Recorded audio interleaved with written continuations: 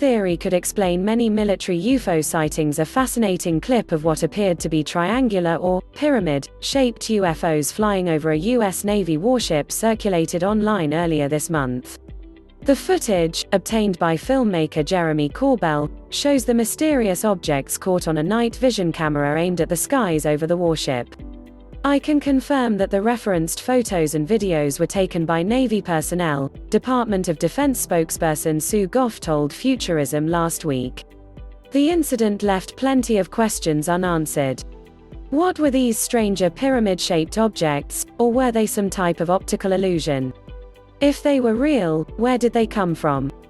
To the Warzone creator Tyler Rogoway, the answer is obvious. The mysterious craft, and other military UFO sightings like them, are likely swarms of drones that belong to foreign adversaries, as detailed in a recent report for the site. "Yes, I realize that the idea that an adversary is penetrating US military training areas unmolested, and has been for years, using lowly drone technology and balloons, is a big pill to swallow," Rogoway wrote, but as one of the people who have repeatedly warned about the threat posed by lower-end drones for a decade, it isn't really surprising at all. Rogoway decried the Pentagon's utter lack of vision and early robust interest in regards to this emerging threat, and called out the Defense Department for still playing catch-up when it comes to the realities surrounding the drone threat, and not just to its forces abroad, but also to the homeland overall. In fact, he argues, the stigma surrounding UFOs only helped adversaries get away with hiding in plain sight inside American airspace. In his piece, Rogoway points to a number of compelling moments in history when not only foreign adversaries but the US itself invested in developing unmanned aircraft, including radar-reflecting balloons designed to confuse enemy radar systems. In fact, a 1945 radar reflector patent of such a balloon looks strikingly like the pyramid-shaped objects that showed up in the UFO sighting earlier this month.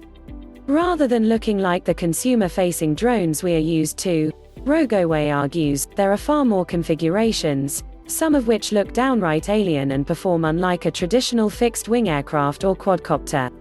Drone swarm technologies have also come a long way, allowing them to stay in the sky for significant periods of time, cover long distances, and pull off complex maneuvers in groups.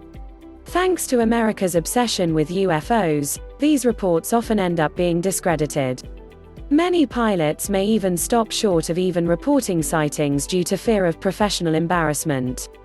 The fact that pilots have historically refrained from reporting unexplained craft in the skies due to fear of their careers being impacted is all you really need to know when quantifying how relevant and effective such a tactic can be, Rogoway argues. So why are we starting to see more and more reports on UFOs? That may be in part to new technologies that can actually detect these drones. More data, in other words, means more sightings. It's a compelling argument that could certainly explain some of the strange sightings made by Air Force pilots and Navy personnel over the last decades. Rogoway claims that, at least one of our adversaries has made a mockery of us and compromised key capabilities using remarkably low-end technology. By first admitting the US has a drone problem, he says, the Department of Defense can start piecing the pieces back together and get behind these UFO